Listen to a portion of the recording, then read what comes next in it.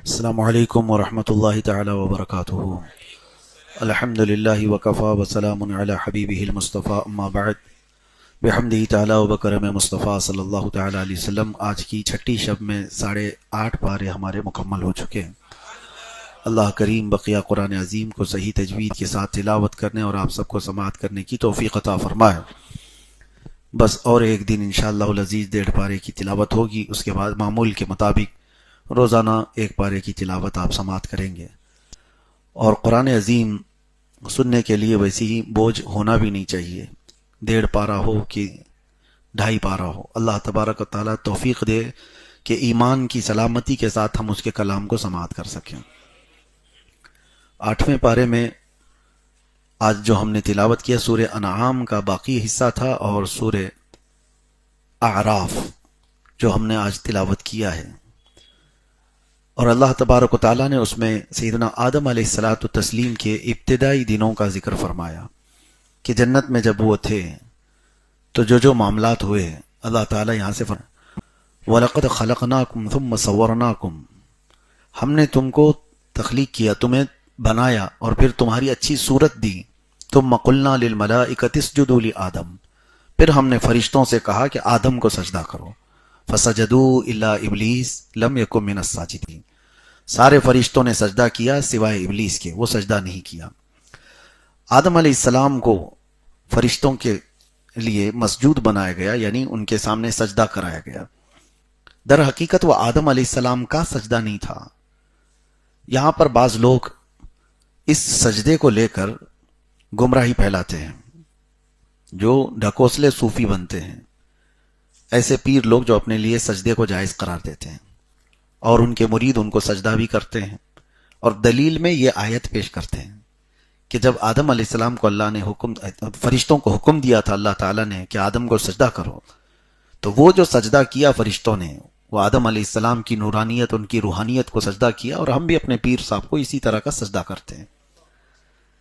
پہلے تو یہ بات میں آپ کو بتا دوں کہ وہ آدم علیہ السلام کے لیے سجدہ عبادت کا سجدہ نہیں تھا، وہ تعظیم کا سجدہ تھا، اور تعظیم کا سجدہ بھی آدم علیہ السلام کی شریعت میں تھا، پچھلی شریعتوں میں جائز تھا، لیکن امت محمدیہ کے لیے تعظیم کا سجدہ بھی حرام ہے۔ ہم تعظیم کے لیے بھی کسی کا سجدہ نہیں کرتے۔ عبادت کا سجدہ کرو گے تو شرک ہے، عبادت کی غرض سے اگر سجدہ کیا تو شرک ہے۔ مزارات پر ہو، کہیں پر بھی ہو، آپ سجدہ کر رہے ہیں، چاہے آپ کی نیت کچھ بھی ہو، آپ اگر یہ کہیں گے کہ نہیں میں عبادت کا سجدہ نہیں کر رہا، یہ مزار پاک کی تعظیم کے لیے سجدہ کر رہا ہوں، تب بھی وہ گناہ حرام ہے۔ امت محمدیہ کے لیے تعظیم کا سجدہ بھی جائز نہیں۔ تو جو لوگ اس آیت کے ذریعے سے اس کو حلال بناتے ہیں، تو کیا وہ شریعت آدم پر عمل کر رہے ہیں یا شریعت مصطفیٰ پر عمل کر رہے ہیں؟ آج کس کی شریعت لاگو ہے؟ رسول پاک صلی اللہ تعالی علیہ وسلم۔ اگر پچھلی شریعتوں کی بات کریں گے، آدم علیہ السلام کی شریعت میں سجدہ تعظیمی جائز تھا، تو میں ان سے کہتا ہوں وہاں بھائی بہن کا نکاح بھی جائز تھا، تو کیا پیر صاحب اپنی بہن سے نکاح کر لیں گے؟ نہیں کریں گے۔ تو یہاں سجدہ کرانے کے لیے اس آیت کا جو حوالہ لیا جاتا ہے وہ غلط ہے۔ اس چیز کو میں آپ کے سامنے بھی رکھ رہا ہوں۔ خاص طور پر سنیوں پر ایک بڑا الزام یہ رہتا ہے کہ سنی لوگ مزارات پر سجدہ کرتے ہیں۔ سجدہ تو دور کی بات ہے، آپ کے لیے قریب وہاں پر جھکنا بھی جائز نہیں، رکوع کی حد تک جھکنے کی بھی اجازت نہیں۔ بعض لوگ ان تمام چیزوں کو، اب دیکھیں کچھ ایسی بھی باتیں ہیں، مثال کے طور پر آپ اپنی ماں کے قدم چوم رہے ہیں، اپنے باپ کے قدم چوم رہے ہیں، یہ مستحسن ہے، جائز امر ہے، لیکن چومنے کے وقت یا چھونے کے وقت جھکنا تو پایا جاتا ہے۔ ایسا تو نہیں کہ ماں سے کہیں گے ٹانگ اٹھاؤ اور میں چوموں گا، ماں جیسے بیٹھی ہو تو آپ چومنے کے لیے جھک گئے، تو دوسرے نے اس کو سجدہ قرار دے دیا، جبکہ وہ سجدہ نہیں ہے، نہ ہی وہاں پر وہ رکوع کر رہا ہے اپنی ماں کو، نہ ہی وہ سجدہ کر رہا ہے، وہ چومنے کی غرض سے۔ اسی طرح سے اگر ہم نے مزار مبارکہ کی متصل چادر کو چومنے کے لیے اپنے آپ کو جھکا لیا ہے، تو یہ نہ سجدہ ہے نہ یہ رکوع ہے، ہمارا مقصد وہاں کچھ اور ہے۔ ہم کسی متبرک چیز کو اگر بوسہ دے رہے ہیں تو اس بوسہ دینے کے لیے اگر جھکنا پایا گیا ہے، مثال کے طور پر کسی بڑے عالم دین کے لیے آپ جب ہاتھ کا بوسہ لینا چاہتے ہیں تو کیسے بوسہ لیں گے؟ جھک کر کے بوسہ لیں گے۔ دوسرا دیکھنے والا یہ کہے گا کہ اس نے تو ان کو رکوع کر دیا، اس نے پیر صاحب کے سامنے رکوع کر دیا، جھکنا تو پایا جاتا ہے، جبکہ ہاتھ کا چومنا یہ صحابہ اکرام سے ثابت ہے۔ حضرت عبداللہ ابن عباس رضی اللہ تعالیٰ عنہ، حضرت ابی بن کعب رضی اللہ تعالیٰ عنہ، ان صحابہ اکرام کے معمولات میں سے یہ حدیث میں موجود ہے کہ انہوں نے، صحابہ اکرام نے دست بوسی کی ہے، ہاتھ کو چوما ہے۔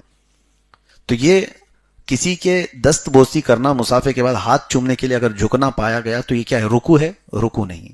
ہاں اگر یوں ہی کوئی آ رہا ہے اس کی تعظیم میں آپ جھک گئے، یہ رکوع کی حد تک جھکنا اس طرح سے، یہ ناجائز و حرام ہے۔ جیسے بادشاہوں کے آنے کے وقت ان کے وزراء جھک جایا کرتے ہیں، اس طرح کا جھکنا جائز نہیں ہے شریعت محمدیہ میں۔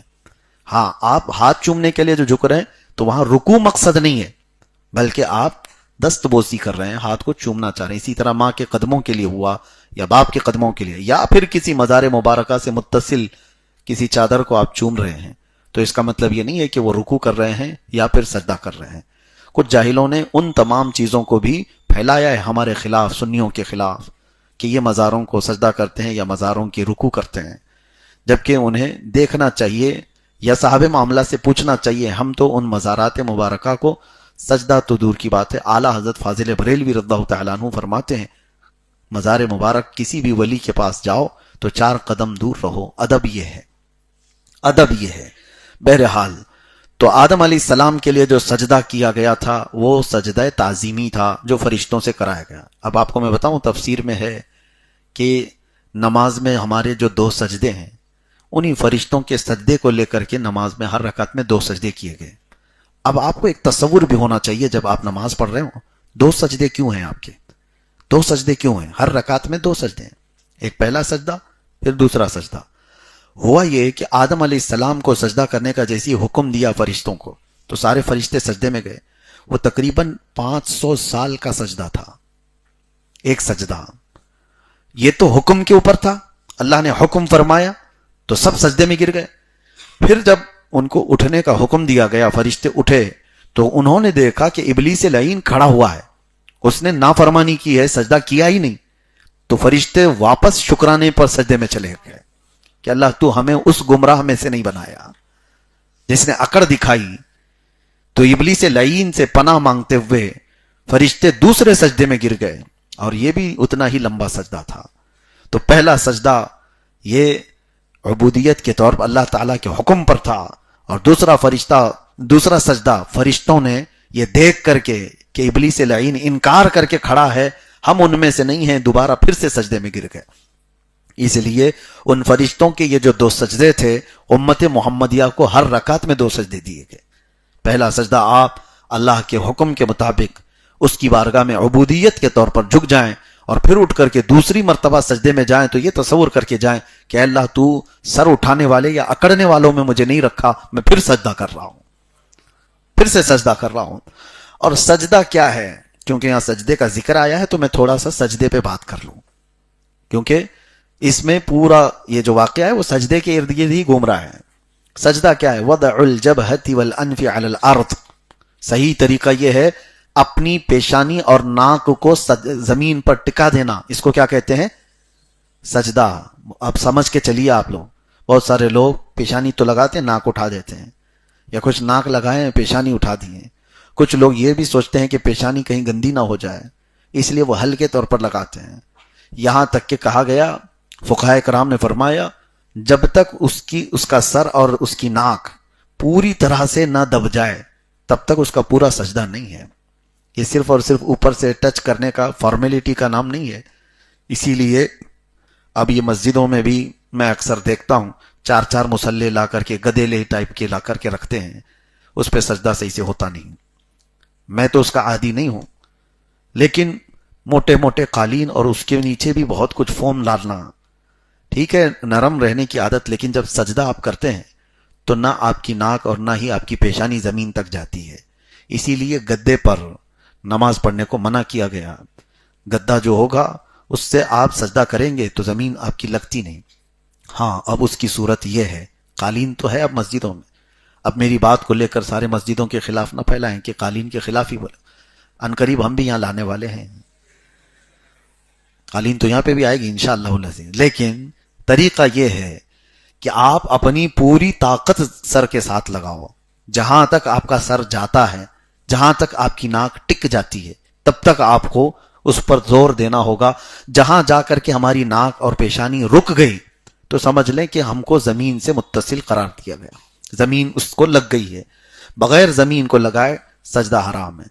اسی طرح سے بعض لوگوں کو یہ بھی دیکھا گیا کہ وہ جیسے مکہ مکرمہ میں کچھ مشرکین مذاق اڑانے کے لیے انہوں نے یہ کیا تھا کہ مٹی اٹھا کر کے انہوں نے یوں لگا لیا، بیٹھے بیٹھے کہا میں ہم بھی سجدہ کر لیے، کسی چیز کو زمین کی اس طرح سے اٹھا کر کے لگا کر کے پیشانی پر کہا کہ ہم بھی سجدہ کر لیے۔ نہیں، سجدہ جھکنا پایا جانا چاہیے، جب آپ کا سر جھکنا نہیں پایا جائے گا تب وہ سجدہ نہیں۔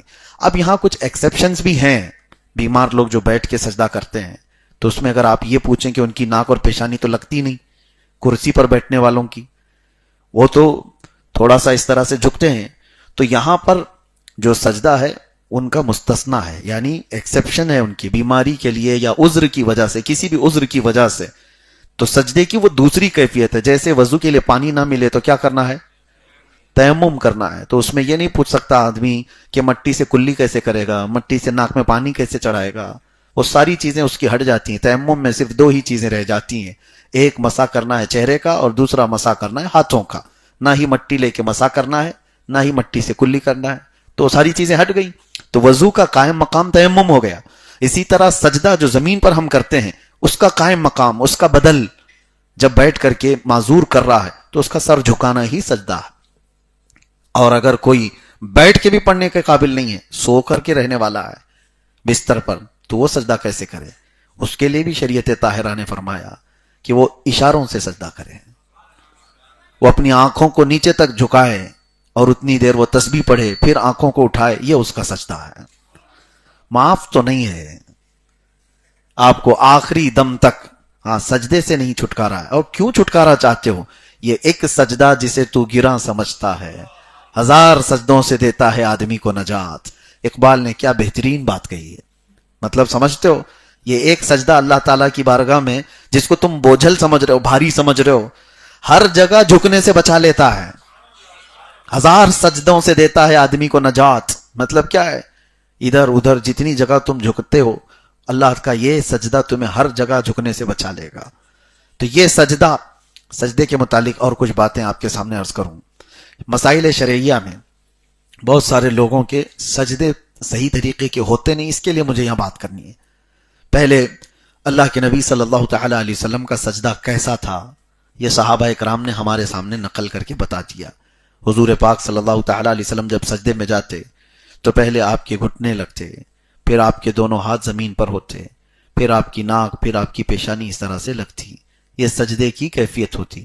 سجدے کے اندر کتنی چیزیں لگتی ہیں آپ کو اندازہ ہے؟ کتنی چیزیں ہمارے جسم کے جو اعضاء ہیں وہ کتنی چیزیں لگنی چاہیے؟ اندازہ ہے آپ کو؟ پیشانی، ناک، دونوں ہاتھ، دونوں گھٹنے اور پیروں کی پوری انگلیاں۔ اگر انگلی کو الگ الگ کاؤنٹ کرو گے تو زیادہ ہو جائیں گے، 20 انگلیاں ہی ہو گئی، 2 گھٹنے ہو گئے، پھر ناک اور پیشانی۔ یہ اعضاء جسم کے جب بندے کے زمین پر لگتے ہیں تب وہ پورا سجدہ قرار دیتا ہے۔ بہرحال اللہ تبارک و تعالی ہمیں اس سجدے کی لذت عطا فرمائے جو رسول پاک صلی اللہ علیہ وسلم نے فرمایا کہ بے شک بندہ اللہ سے سب سے زیادہ قریب سجدے کی حالت میں ہوتا ہے۔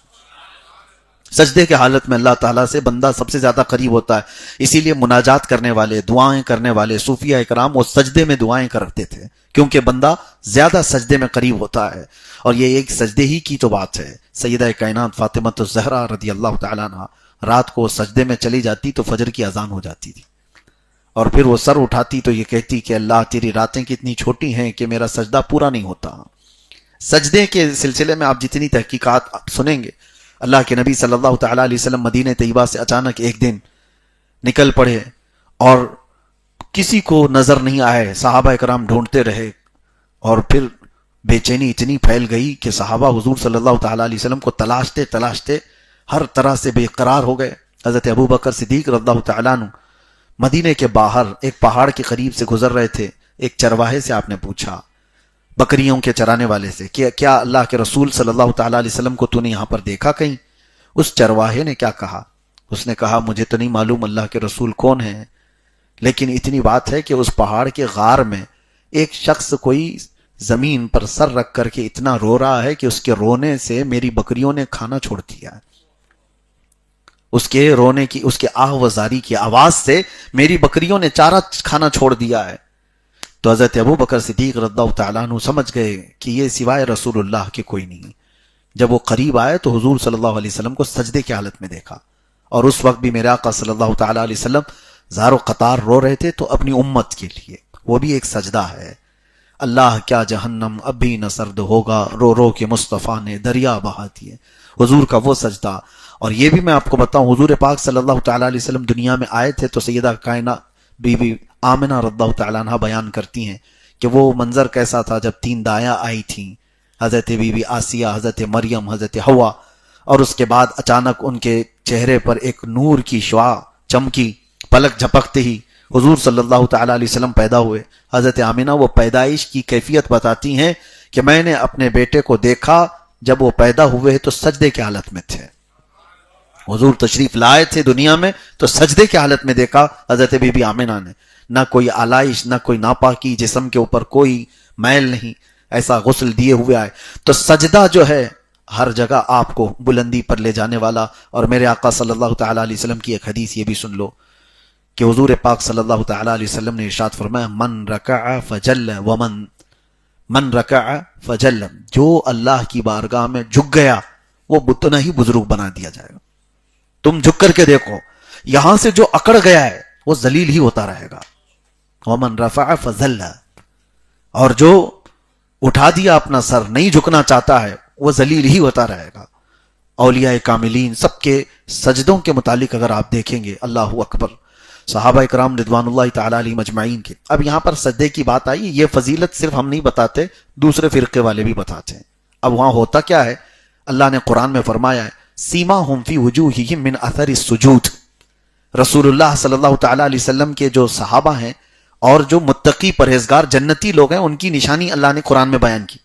جنتیوں کی نشانی بتاؤں، اللہ فرماتا ہے، اور اسی کو وہ جماعت والے یوں بتاتے ہیں کہ ان کی پیشانیوں پر سجدے کا نشان ہوگا، ان کی پیشانیوں پر سجدے کے نشان ہوں گے، اس لیے وہ شامی کباب بنا لیتے ہیں گھس گھس کے۔ اور سنی بھی تو نماز پڑھتے ہیں، ہم بھی برسوں سے بچپن سے نماز تو چھوڑتے نہیں، لیکن ہمارے نہیں آتے، اور کچھ کے بہت کالے کالے دھبے آ جاتے ہیں۔ اس کی وہ فضیلت بیان کرتے ہیں کہ یہ اللہ نے قرآن میں فرمایا جنتیوں کی نشانی ہے پیشانی پر جو سجدے کے نشان ہونے چاہیے، اس کو ہٹانا نہیں ہے، صاف نہیں کرنا ہے، سمجھ کی خطا ہے۔ اللہ کیا فرما رہا ہے، سیماہم فی وجوہہم، وجہ لفظ ہے عربی میں، اور جبہہ یہ ایک لفظ ہے۔ اللہ نے یہ نہیں فرمایا کہ ان کی پیشانیوں میں سجدے کے نشان ہوں گے، اللہ فرماتا ہے ان کے چہروں پر سجدے کے نشان ہوں گے۔ ارے چہرہ الگ ہے، پیشانی الگ ہے، چہروں پر سجدے کے نشان کیسے ہوتے ہیں کہ چہرہ دیکھ کر کے ہی سمجھ میں آ جائے گا کہ یہ نورانی سا چہرہ ہے۔ ہاں الحمدللہ وہ دور سے سنیوں کے ہی دکھتے ہیں، پہچانے جاتے ہیں، سجدوں کے نشان چہرے پر ہوتے ہیں۔ قرآن پاک میں اللہ نے جو فرمایا اس کا مطلب یہ ہے کہ اس کے چہرے کی رونق بڑھ جاتی، اس کے چہرے کی چمک، اس کی جاذبیت بڑھ جاتی۔ یہ نہیں کہ کالا دھبا بڑھتا ہے، وہ دھبے کی بات نہیں ہے۔ وجوہہم، اللہ نے فرمایا ان کے چہروں پر سجدوں کے نشان ہوں گے، پیشانیوں کا نہیں ہے۔ بہرحال تو جہاں جہاں یہ سجدے کا ذکر آیا، اللہ تبارک و تعالیٰ نے اس کی فضیلت بیان فرمائی۔ اور شیطان کو دیکھیں مردود قرار دیا گیا، ابلیس کو مردود قرار دیا گیا، کس وجہ سے؟ سجدہ نہیں کرنے کی وجہ سے۔ سجدے سے انکار کیا ہے تو شیطان بن گیا ہے۔ تو آپ اندازہ کرو، جو سجدے سے بھاگتا ہے وہ شیطان کے ساتھ جاتا ہے، جو سجدے سے بھاگتا ہے وہ شیطان کے پاس جاتا ہے۔ مجھے یاد ہے ایک بات، ایک کینسر ہاسپٹل میں گیا تھا کافی سال پہلے، اپنے نوجوانوں کے ساتھ تیمارداری کے لیے، عیادت کے لیے ہم جایا کرتے تھے۔ تو وہاں مریضوں کو ہم دیکھتے، اور میں نوجوانوں سے یہ کہتا کہ آپ لوگ ساتھ چلو، دیکھو کینسر میں کیسے کیسے لوگ مبتلا ہیں، ان کے جسموں کو دیکھ کر کبھی اپنے آپ کو شکر بھی بناؤ کہ اللہ تعالیٰ نے صحت رکھا ہے، اور اس بیماری سے پناہ بھی مانگو کہ اللہ ایسی بیماریاں نہ دے تاکہ تمہاری عیاشی ختم ہو جائے، اور دیکھو تو صحیح۔ تو اس وقت مجھے یاد ہے آج تک 40-45 سال کی عمر کا ایک مرد ہوگا، بستر پر پڑا ہوا، اور اس کی گردن میں بڑی پھوڑی تھی جس سے کنٹینیو خون اور پیپ نکلتا ہی رہتا تھا، اور تکیہ خراب ہوتا رہتا. جب ہم گئے تو کئی دنوں سے اس کینسر کے مرض میں مبتلا ہے. وہ رونے لگا, کہا کہ دعا کر دیجئے. سب کے لیے دعا کر ہی رہے تھے.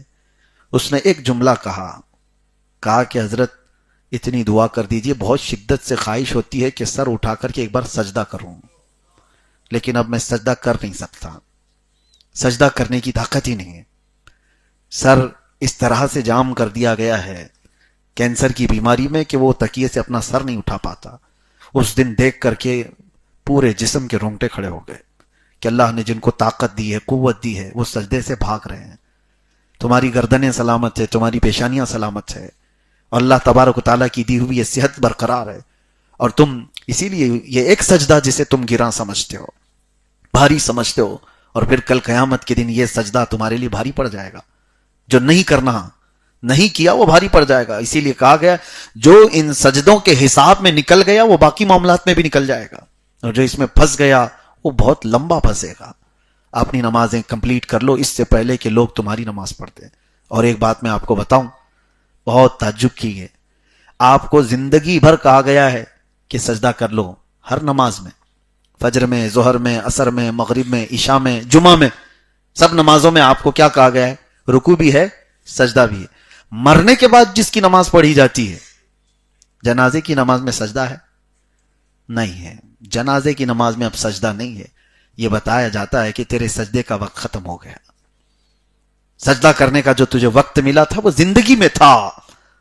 مرنے کے بعد جو نماز پڑھی جا رہی اس میں بھی سجدہ نہیں ہے. اور اس کی ایک وجہ یہ بھی ہے کہ جنازہ سامنے ہے تو کہیں لوگ یہ نہ سمجھیں کہ اس کی عبادت کر رہے ہیں ہم جنازے کی. نہیں میرے عزیزو, سجدے کا ذکر اس پورے پارے میں کثرت سے ہے, اس کی وجہ سے میں نے اس باتوں کو آپ کے سامنے رکھا. باقی بہت ساری آیات بینات اللہ تبارک و تعالیٰ نے اس میں ہماری ہدایت کے لیے بیان فرمائی. قرآن پاک میں آدم علیہ السلام کے متعلق اللہ فرماتا ہے شیطان نے ان کو یہ وسوسہ ڈالا تھا, کیا کہہ کر کے کہ اللہ نے جس درخت کا پھل کھانے کو آپ کو منع کیا ہے, کیوں جانتے ہو؟ اس لیے کہ الا ان تکونا ملکین او تکونا من الخالدین, کہ تم دونوں فرشتے بن جاؤ گے یا ہمیشہ جنت میں رہ جاؤ گے, اس لیے تم کو منع کیا گیا ہے. کھا لو گے تو ہمیشہ رہ جاؤ گے یا فرشتے بن جاؤ گے. تو انہیں یہ لگا کہ ہم کو شاید اس لیے روکا گیا ہے, ہم کھا لیتے ہیں تاکہ جنت ہماری ہمیشہ کی ہو جائے. کھا لیا انہیں. فلما ذاق الشجرة بدت لهما سوآتهما, اللہ قرآن میں فرماتا ہے جیسی انہوں نے چکھا ان کے جسم کے کپڑے اتار لیے گئے, جنت سے ساری چیزیں اتار دی گئی. اور پھر اللہ تعالیٰ نے فرمایا قال اهبطوا بعضكم لبعض عدو ولكم في الارض مستقر ومتاع الى حين, اترو اب زمین پر. آدم علیہ السلام کو سرندی پہاڑ پر, اور حضرت حوا کو جدہ شہر جو مکہ سعودی عرب کا آج شہر ہے, جدہ کہتے ہی ہیں دادی کو, اور دادی کے نام سے ہی وہ شہر ہو گیا, وہاں انہیں اتارا گیا. اور یہ کہا اللہ تعالیٰ نے کہ تم آپس میں اب سب دشمن ہو, ایک مقررہ وقت تک تمہیں زمین پر رہنا ہے, اس کے بعد پھر تمہیں لوٹنا ہے. قال فیہا تحیون وفیہا تموتون ومنہا تخرجون, یہ تین باتیں اللہ فرماتا ہے اسی میں تم کو اب زندہ رہنا ہے. کس پر؟ زمین پر. اور اسی پر تم کو مرنا ہے, اور اسی سے ہم تم کو دوبارہ اٹھائیں گے. اسی لیے ہم جب کسی کو دفن کرتے ہیں تو کیا پڑھتے ہیں؟ منہا خلقناکم وفیہا نعیدکم ومنہا نخرجکم تارۃ اخری, اسی زمین سے ہم نے تم کو پیدا کیا, اسی میں ہم تم کو لوٹائیں گے, اور اسی سے ہم تم کو دوبارہ اٹھائیں گے. یہ تین آیت, یہ آیتوں کے جو تین حصے ہیں اس کا مطلب یہی ہے. اور اسی مٹی کے ذریعے سے آپ کو یہ فرمایا گیا ہے کہ تم اس مٹی میں رہو, اسی میں یعنی تمہاری موت ہوگی اور اسی سے تم اٹھائے جاؤ گے. اللہ تبارک و تعالیٰ کہنے سننے سے زیادہ عمل کی توفیق عطا فرمائے. اور 9ویں پارے کی جو آیات بینات ہم نے تلاوت کی اس میں سیدنا موسیٰ کلیم اللہ علیہ الصلوۃ والتسلیم کی قوم پر جو عذابات آئے تھے ان کا ذکر ہے, کیسے سخت عذابات آئے تھے. فَأَرْسَلْنَا عَلَيْهِمُ الطُّوفَانَ وَالْجَرَادَ وَالْقُمَّلَ وَالضَّفَادِعَ وَالدَّمَ آیَاتٍ مُفَصَّلَاتٍ. اللہ فرماتا ہے ان پر کیا کیا عذاب آئے بتاتا ہوں. بنی اسرائیل یہ بڑی ڈھیٹ قوم تھی, موسیٰ علیہ السلام کی قوم, ان کو اللہ نے بہت نعمتیں بھی دی ہیں, جنتی کھانا اترتا تھا, اور جانتے ہو وہ جب چلتے تھے تو سورج سایہ کرتا تھا, سورج کے بادل سایہ کرتا تھا, اور جب ان کے ناخن بڑے ہو جائے تو خود بخود کٹتے تھے. نیت کر کے رات کو سو جائیں تو ان کے ناخن کٹ گئے, بال برابر ہو گئے, نہ کسی سیلون میں جانے کا ہے, کچھ بھی نہیں, کپڑے ان کے خود بخود دھو دیے جاتے تھے, کوئی کام نہیں. اور جنت سے کھانا اترتا تھا, ان ظالموں نے کیا کہا موسیٰ علیہ السلام سے کہ آپ اللہ سے دعا کریں کہ ہم کو بھاجی ککڑی پیاز مولی یہ تو دے، یہ من و سلوہ کیا اترتا ہے روز؟ جنتی کھانے کو ان لوگوں نے چھوڑ کر کے یہ کہا کہ ہم کو بھاجی ککڑی مولی اور پیاز یہ جو زمین سے آتی ہے وہ والی دے۔ اللہ تبارک و تعالیٰ فرماتا ہے تم اعلیٰ کو چھوڑ کر ادنا کی طرف چلے گئے، اور جو عذابات ان کو آئے تھے اللہ فرماتا ہے فَأَرْسَلْنَا عَلَيْهِمُ الطوفان، پہلے ان پر طوفان آیا، والجراد، ٹڈیوں کا عذاب آیا۔ ٹڈی جانتے ہیں آپ کیا بولتے ہیں اس کو؟ چڈے، یہ جو اڑتے ہیں، اس کا بھی عذاب آیا تھا، ایسا اتنا زیادہ کہ ان کے گھروں میں، ان کے کپڑوں میں، ان کے کھانوں میں، ہر جگہ پر وہ سانس تک نہیں لے پاتے تھے، سانس لے تو چڈے باہر اندر چلے جائیں۔ والقمل، اس سے توبہ کیا انہوں نے اللہ کی بارگاہ میں تو اللہ تعالیٰ نے وہ عذاب ہٹا دیا، پھر وہی نافرمانی کی تو اللہ تعالیٰ نے جوؤں کا عذاب بھیجا تھا۔ جوئیں جو ہے سر کی اتنی زیادہ ہو گئی کہ ان کے کھانے پانی ہر جگہ پر یہ چھوٹے چھوٹے چھوٹے جوؤں کا عذاب تھا۔ پھر وہ توبہ کیے، اللہ نے وہ عذاب ہٹا دیا۔ پھر مینڈکوں کا عذاب آیا، مینڈک ہر جگہ پھیل گئے، اس سے انہوں نے توبہ کیا، پھر اللہ نے وہ عذاب ہٹایا۔ پھر آخر میں آیا والدم، اور خون کا عذاب، خون ایسا کہ ان کا پورا پانی خون ہو گیا، کنویں خون سے بھرے ہوئے ہیں، جہاں سے کھودیں پانی ان کے لیے ہے ہی نہیں، خون ہی خون ہے۔ ہاں اس میں ایک بات تھی، تفسیر میں فرمایا گیا جو ایمان والے تھے ان کے کھانے اچھے تھے، وہ کھانا کھا رہے ہیں ٹھیک ہے، پانی پی رہے ہیں، ان کا پانی بھی ٹھیک ہے، لیکن جتنے یہ بنی اسرائیلی فرعونی ہیں جو ناشکر ہیں اور کافر ہیں، ان کے ہاں سب خون ہی خون ہے۔ تو وہ کیا کرتے؟ ایمان والوں کے پاس آتے اور کہتے تم اپنے ہاتھ سے کھلا دو، تو یہ ایمان والے اپنے ہاتھ سے جیسی کھلاتے ان کے منہ میں ڈالتے، جاتی خون بن جاتا، ہاتھ لگنے کے دیر تک تو ٹھیک تھا، ان کے منہ میں جاتے ہی خون بن جاتا۔ پھر وہ بھوک کی شدت ان کی اتنی بڑھ گئی تھی، انہوں نے کہا کہ تم اپنے منہ میں پانی لو اور ہمارے منہ میں تھوکو تاکہ پانی تو ہمارے جسم میں آئے۔ تو ان لوگوں نے وہ بھی کیا، جیسی کلی کرتے سامنے جاتے ہی ان کے منہ میں خون بن جاتا۔ یہ اللہ کا عذاب تھا۔ یہ 5 قسم کے عذابات آئے اور پھر دعا انہوں نے کی، توبہ کی، اللہ تعالیٰ نے وہ بھی عذابات ہٹائے۔ وَدَّمَ آیات مفصلات، اللہ فرماتا وَاسْتَكْبَرُوا، انہوں نے گھمنڈ کیا تھا، تکبر کیا تھا۔ لیکن شکر کرو میرے عزیزو، کل ہی ہم اسی پارے میں 9ویں پارے میں ایک آیت پڑھیں گے، وَمَا كَانَ اللَّهُ لِيُعَذِّبَهُمْ وَأَنْتَ فِيهِمْ، اللہ اب ویسے عذاب تم کو نہیں دے گا۔ اللہ کیا فرما رہا ہے؟ اب ویسے عذابات اللہ تعالیٰ اب تمہیں نہیں دے گا، اس لیے کہ تمہارے درمیان میرا محبوب آرام کر رہا ہے، تمہارے درمیان میرا محبوب آرام فرما رہا ہے۔ حضور کی برکت ہے کہ نہ اب مینڈکوں کا عذاب آئے گا، نہ جوؤں کا عذاب، نہ یہ خون کا عذاب۔ ہاں کچھ عذابات تو آتے رہیں گے لیکن ایسے عذابات نہیں۔ پہلے تو بندر بنا دیے جاتے، خنزیر بنا دیے جاتے، زمین پھٹ جاتی، لوگ دھس جاتے، آسمان سے نوکیلے پتھر گرتے، یہ بڑے بڑے جو عذابات تھے، اللہ نے فرمایا خسف اور مسخ کے عذابات کو میں نے امت محمدیہ سے ہٹا دیا۔ گناہ ہے آج بھی ویسے، لیکن عذابات ویسے نہیں۔ یہ برکت ہے میرے مصطفیٰ کریم کی، لیکن یہ برکت صرف مسلمانوں کے لیے نہیں، سارے جتنے جی رہے ہیں کفار و مشرکین بھی میرے آقا کے فیض اٹھا رہے ہیں، ان پر بھی تو عذاب نہیں آ رہا ہے۔ یہ حضور کی رحمت ہے جو ان پر بھی عذاب نہیں آ رہا ہے۔ اللہ تبارک و تعالیٰ میرے آقا کے قدموں میں اسی طرح رحمت والی زندگی عطا فرمائے۔ وآخر دعوانا ان الحمد للہ رب العالمین۔ السلام علیکم۔